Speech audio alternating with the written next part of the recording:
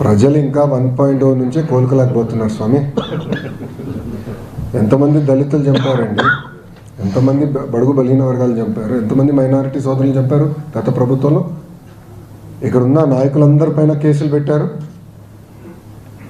ప్రజలకి స్వేచ్ఛ ఎక్కడుండేది గత ప్రభుత్వంలో. మేము బయటికి రావాలనుకుంటే మా గేట్లకే తాడు కట్టారు కదా అన్నాడు.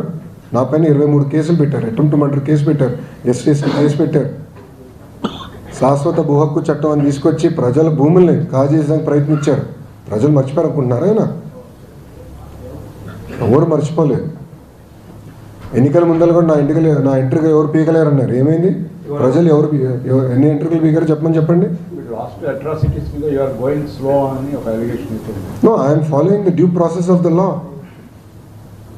If I don't follow the due process of the law, tomorrow you will question me saying that this is vindictive politics.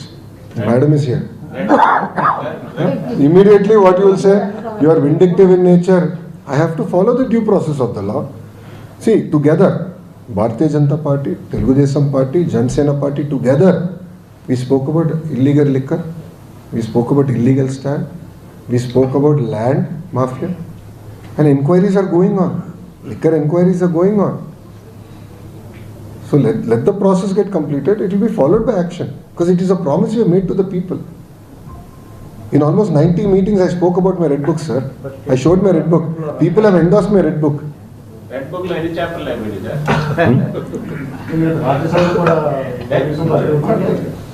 ఏంటండి? ఆయన పేరు ఉందా లేదా అనుకుంటున్నారు. అది కాన్ఫిడెన్షియల్ రిపోర్ట్ సార్. అది కేవలం నాకు మా అధ్యక్షుల వారి మధ్యలో ఉంటుంది సార్. చెప్పండి. Any other questions? Jaganmohan Reddy దారి ఖర్చులు దట్టగా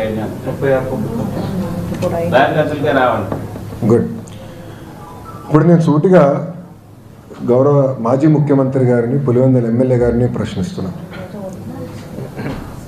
5 సంవత్సరాల్లో మీరు తీసుకొచ్చిన పెట్టుబడులు ఎన్ని గ్రౌండ్ అయినాయి? మేము 8 నెలల్లో తీసుకొచ్చిన పెట్టుబడులు ఏంటి? చర్చకి నేను సిద్ధం, ఆయన సిద్ధమా? మళ్ళీ కోడిగుడ్డుని పంపిస్తాడు. మాకు కోడిగుడ్లు వద్దు, మాకు ఆమ్లెట్లు వద్దు, డైరెక్ట్గా ఆయన రమ్మనండి, ఐఎమ్ రెడీ టు టాక్. నేను ఎక్స్ప్లెయిన్ చేస్తాను. ఇప్పుడు ఆర్సిలర్ మిత్తల్ ప్రాజెక్ట్ నేను 2019లో కలిసా ఆదిత్య మిత్తల్ని. 2019లో డావోస్లో టీసీఎస్ వాళ్ళ బూత్ బయట కలిసి ఆనాడు చెప్పి ఆంధ్ర రాష్ట్రానికి రాండి అని.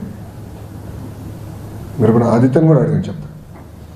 అప్పటి నుంచి ఐ మెయింటైన్ దట్ రిలేషన్షిప్ అండి. 5 years I maintain that relationship. NDA ప్రభుత్వ అధికారంలోకి వచ్చిన వెంటనే నేను ఫోన్ చేశాను, బాస్ 5 years అయింది, మీరు వేరే రాష్ట్రానికి వెళ్దాం అనుకున్నారు, అక్కడ ఏం అవ్వలేదు, వచ్చేయండి, వేరే రెడీ. ఒక్క జూమ్ కాల్తో కదిలిందండి ఆ ప్రాజెక్ట్. సో ఇప్పుడు మీరు అడగచ్చు 2019లో వెళ్ళిన ఖర్చులు దండగానా? నేను సూటిగా ప్రశ్నిస్తున్నాను మిమ్మల్ని.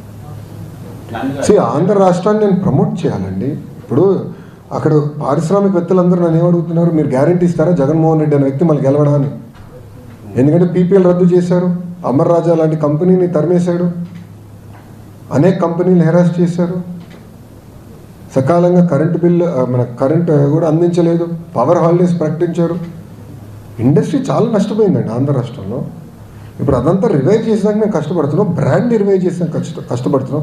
ఈరోజు మహారాష్ట్ర మాతో పోటీ పడుతుంది, తెలంగాణ మాతో పోటీ పడుతుంది, తమిళనాడు మాతో పోటీ పడుతుంది. చివరికి కేరళ మంత్రి కూడా డావోస్కి వచ్చి పెట్టుబడుల కోసం అంటే రాష్ట్రాన్ని ప్రమోట్ చేసినాక పోటీ పడుతున్నారు.